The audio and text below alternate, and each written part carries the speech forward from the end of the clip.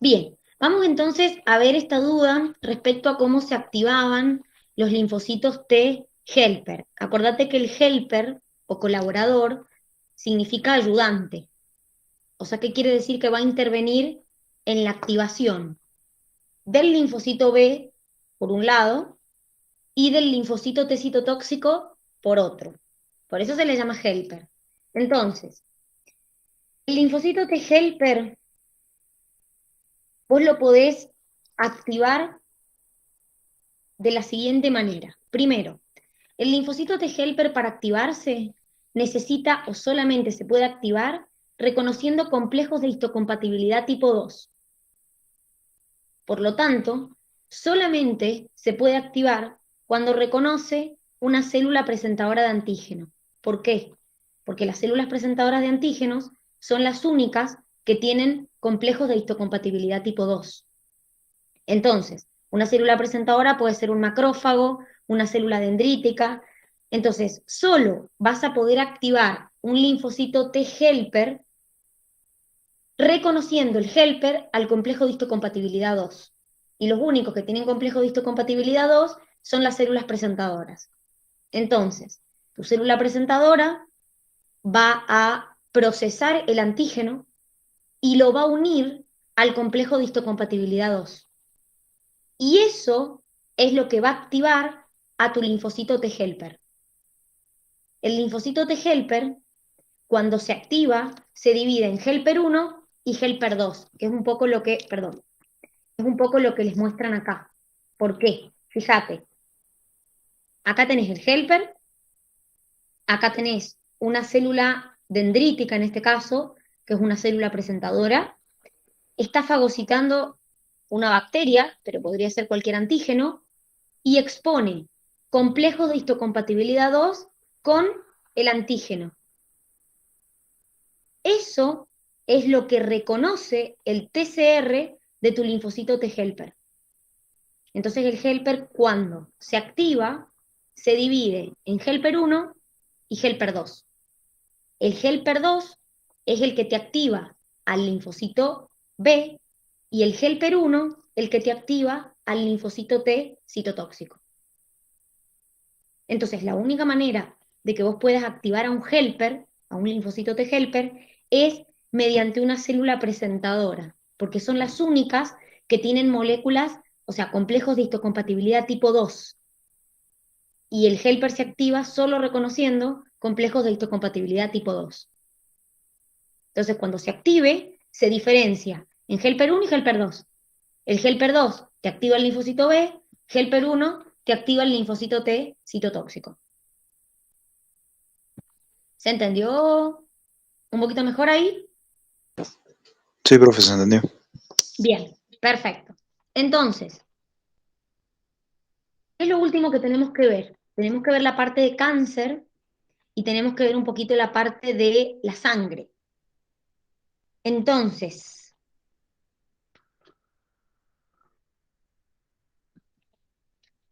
miren, ahí les voy a compartir un power. Miren, nosotros hemos estado hablando hasta acá del sistema inmune y dijimos que el sistema inmune tiene que tener la capacidad de distinguir lo propio de lo extraño. Entonces, claramente, a lo extraño lo tienen que atacar y a lo propio no lo tienen que atacar. Entonces, ¿qué pasa en el cáncer? Fallan las células, falla el sistema inmune. Bueno, lo que ocurre es lo siguiente. En el cáncer, las células tienen en su superficie antígenos, las células cancerígenas, que son distintos que los que tienen nuestras células normales. Antígenos que pueden ser proteínas, glúcidos, lípidos. Entonces, principalmente las natural killer y los linfocitos T citotóxicos son quienes atacan a estas células cancerígenas. A ver, muchas células cancerígenas que nosotros generamos, ni siquiera sabemos que las generamos porque los natural killer y los linfocitos T citotóxicos las eliminan antes de que nosotros nos demos cuenta. Entonces, ¿por qué entonces se desarrolla un cáncer? Si supuestamente mi sistema inmune puede reconocerla como extraña y atacarla. Porque muchas veces la célula cancerígena o tumoral desarrolla algún mecanismo para que no la ataquen. Por ejemplo, secreta sustancias que te suprimen a los linfocitos T helper 1. Entonces, como dijimos recién, si yo suprimo los linfocitos T helper 1, no hay activación de los citotóxicos y tampoco de los macrófagos, entonces no la pueden atacar. Y muchas veces inhiben la expresión de estos antígenos de su superficie para no ser reconocidas. Entonces, de esa manera, nuestro sistema inmune no las puede reconocer y por ende no las puede atacar. Por eso el cáncer muchas veces prolifera, porque la célula tumoral o cancerosa hace algo para no ser reconocida o suprime la actividad de nuestro sistema inmune, entonces no lo podemos atacar. Ahora, existen distintos tratamientos para tratar el cáncer, como la radioterapia. Bueno, acá les muestran uno que es la inmunoterapia, que pueden ser, por ejemplo, sustancias que te aumentan tu sistema inmune para de esa manera atacar mejor a la célula cancerosa, o sustancias que te aumentan la antigenicidad del tumor. Entonces, de esa manera hacen que la célula tumoral sea más fácil de ser reconocida para que el sistema inmune la ataque. Y después tenemos vacunas que existen para prevenir algunos cánceres, como por ejemplo el cáncer de cuello uterino, que es causado por un virus en este caso, ¿sí? Ahora, miren, acá en esta imagen les muestran cómo se va destruyendo la célula cancerosa por los linfocitos T citotóxicos. Miren cómo era originalmente, miren cómo los linfocitos T citotóxicos la van atacando y miren cómo queda la célula cancerosa después. Entonces, nuestro sistema inmune sí ataca células cancerosas. Lo que pasa es que muchas veces la célula o hace algo para no ser reconocida o me suprime mi sistema inmune. Entonces ahí sí yo no la puedo reconocer. ¿Qué pasa con los trasplantes?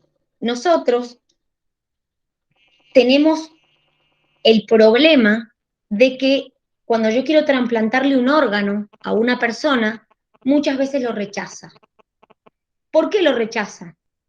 Porque nuestros macrófagos y nuestros linfocitos T detectan ese tejido o ese órgano como extraño y lo atacan. Por eso es que cuando alguien va a ser trasplantado, se hacen estudios de compatibilidad, se analizan los complejos de histocompatibilidad de las personas para que sean compatibles. Claramente, no hay dos personas con complejos de histocompatibilidad idénticos, salvo los gemelos.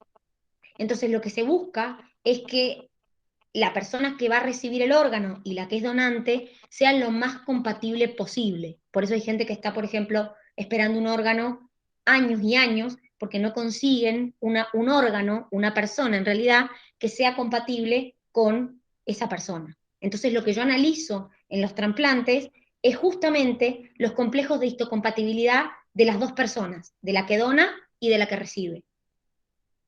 ¿Qué se hace para que la persona que recibe el órgano no rechace ese órgano? Se lo inmunosuprime. Se suprime su sistema inmune para que no ataque a ese órgano que le colocaron. Por ejemplo, con corticoides que suprimen la respuesta inmune o con una droga que se llama ciclosporina que bloquea la activación de los linfocitos. Entonces yo, al suprimirle el sistema inmune a la persona trasplantada, su sistema inmune no ataca el órgano que acaba de recibir. ¿Cuál es el problema de eso? ¿Cuál les parece que puede ser el problema? Si yo a una persona le bloqueo su sistema inmune, que está bien, no va a rechazar el trasplante, pero ¿qué otro problema tiene?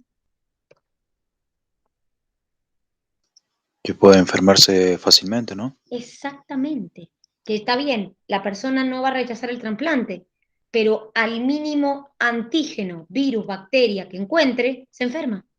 Porque yo no puedo suprimir una parte del sistema inmune sí y una parte no.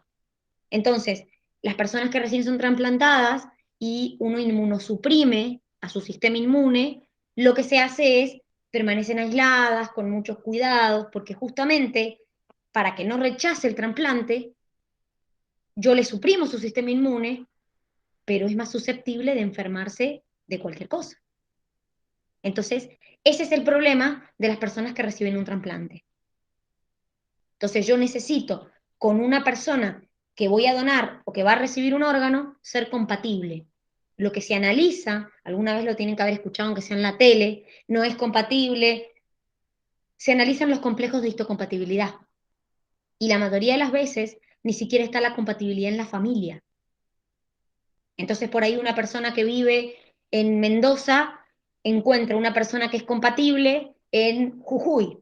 Por eso existe la lista de trasplantes a nivel nacional, que es el INCUCAI, porque es tan difícil conseguir una persona compatible con uno que se hace una lista nacional. Entonces, ahí tengo más posibilidades de encontrar un órgano que sea compatible con la persona que lo va a recibir. Ahora, el trasplante más común que existe es el trasplante de tejidos, que es lo que conocemos como transfusión de sangre. ¿Sí? Obviamente, yo no puedo recibir cualquier grupo y cualquier factor. Por eso nosotros somos A, RH positivo, B, RH negativo. Tenemos un grupo sanguíneo, eso lo vieron en genética, grupo A, grupo B, grupo AB o grupo cero, y un factor, RH positivo, RH negativo. Los glóbulos rojos no tienen complejos de histocompatibilidad, ni tipo 1 ni tipo 2. No tienen ninguno de los dos, pero tienen antígenos propios en su membrana que son los que determinan el grupo sanguíneo y el factor RH. Entonces, repito, los glóbulos rojos no tienen complejos de histocompatibilidad, ni tipo 1 ni tipo 2, pero sí tienen antígenos propios que a mí me permite decir que una persona es del grupo A, o B, o AB, o cero, o es RH positiva o RH negativa. Entonces, este cuadrito que tienen acá les hablo un poco de eso. Cuando yo tengo en mi glóbulo rojo, no tengo ni antígenos A ni antígenos B, soy del grupo cero. En mi plasma tengo anticuerpos B y anticuerpos A. ¿Qué quiere decir? Que si yo a esta persona cero le coloco sangre A o B, se va a aglutinar con estos anticuerpos y me va a romper los glóbulos rojos. Si yo soy una persona grupo A, en la membrana de mi glóbulo rojo tengo antígenos A. Entonces, en el plasma sanguíneo tengo anticuerpos B. ¿Qué quiere decir esto? Yo a esta persona le coloco sangre B y estos anticuerpos me rompen los glóbulos rojos. Al grupo B tiene antígenos en su membrana B. En su plasma tiene anticuerpos A. Si yo a esta persona le coloco sangre A, estos anticuerpos atacan a esos glóbulos rojos y los eliminan. Y el AB tiene en su membrana del glóbulo rojo antígeno A y antígeno B. Y en su plasma no tiene ningún anticuerpo. Entonces puede recibir sangre A, sangre B, sangre AB. Por eso el AB es receptor universal y el cero es dador universal. Le puede dar a todos. Entonces, fíjense que acá hemos hablado solamente de los grupos. No hemos hablado del factor RH positivo, RH negativo. Fíjense que acá, por ejemplo, a una persona le dono sangre cero, al cero no pasa nada. Al A no pasa nada, al B no pasa nada, al AB no pasa nada. Le dono sangre A al cero o al B, chao, precipita, rompieron los glóbulos rojos. Le dono sangre B al cero o al A, precipita, chao. Le dono sangre a B, a cero, a o a B, precipita. O sea que a B solo le puede donar a AB. Esto en referencia a los grupos sanguíneos, porque acuérdense que nosotros también tenemos el factor RH positivo y RH negativo. Cuando yo tengo el antígeno RH en la membrana de mis glóbulos rojos, soy RH positivo. Cuando no lo tengo, soy RH negativo. No se hagan problemas que mañana, antes de hacer el práctico, nos vamos a volver a conectar un ratito al Meet y vamos a terminar de ver esto de los grupos sanguíneos porque es importante. Y después vamos a hacer el TP. ¿Sí? Que tengan una hermosa tarde. Nos vemos mañana. Chau, chau. Hasta mañana. Chau, chicos.